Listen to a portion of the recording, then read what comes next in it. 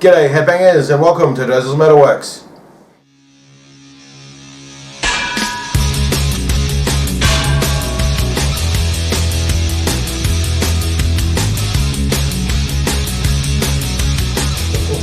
Welcome back my fellow metalheads to another edition of Dozer's Metalworks. Yes, my shoulder is still absolutely screwed.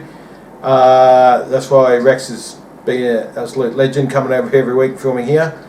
The bursitis has been taken care of with a needle, but the tear will take up to 6 months to heal, so that sucks ass. So yeah, anyway, this week I'm doing an episode of Dozer's Vault, because the funny thing is, I was telling a couple of people during the week that this has been nagging at me all week to do this one particular album. So as you can see, this week I'm inducting Iron Maiden's second album, Killers. Yes, their second one and last one with Paul Di'Anno. May he rest in peace. As you can see here, I've got the vinyl, that issue. I can't remember what year that was the reissue of, and then I've got the Funko Pop. So anyway, Killers was released in February 1981. The length only goes for 38 minutes and 18 seconds, which is, yeah, kind of short.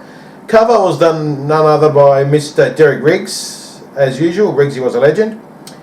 Now the normal tracks for this was 10 tracks of Ides of March, the instrumental, Rothschild, which is my favourite on the album, Murders in the Rue Morgue, my second favourite, Another Life, Genghis Khan, another instrumental, Innocent Exile, title track Killers, Prodigal Son, Purgatory, and my third favourite track, Drifter.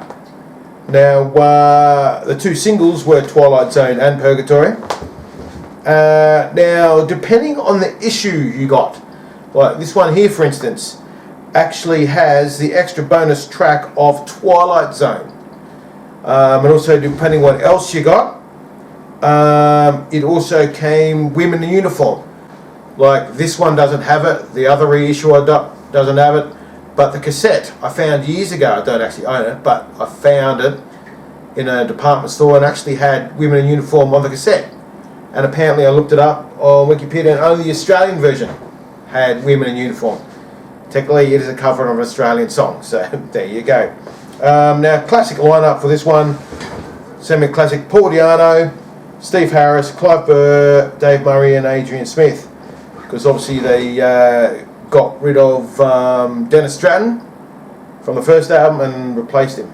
So yeah, but anyway, that's this week's induction. Boys and girls, Killers, yes, freaking great album, totally underrated, definitely one of their best. So yeah, induct that in. Now RIP, unfortunately these deaths I would have mentioned a couple of weeks ago, but Rex was off bludgeoning up in Queensland. So yeah, first of all we had Kaylee Hottle, who played Gia in the Godzilla vs. Kong movies, both of them. This was a big loss. She was only 18 years old.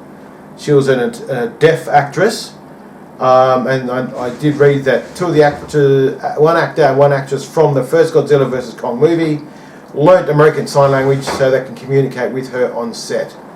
So yeah, that was really sweet of them. So rest in peace. That was taken way too soon. And the other one, this one is not surprising because of his age really, but the man, the myth, well not the myth, the legend, Bill Oddie. That's right, 1/3 of the British comedy act The Goodies. So that's two gone now. Tim Brooke Taylor and Bill Oddie are now gone. Graham Garden is the only one left. But yeah, rest in peace Bill Oddie. He was my favourite out of the Goodies. He was a legend. The whole group were legends. You know, British comedy was best.